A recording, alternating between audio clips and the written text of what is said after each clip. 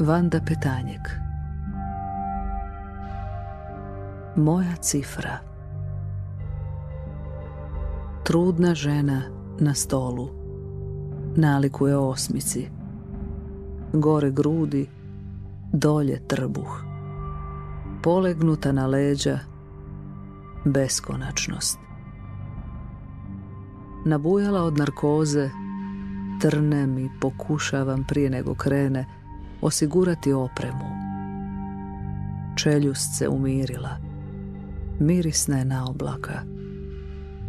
Svaka moja stanica kao keramička pločica.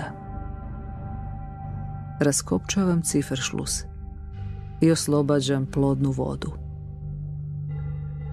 Ništa osim ovoga ne dolazi u obzir.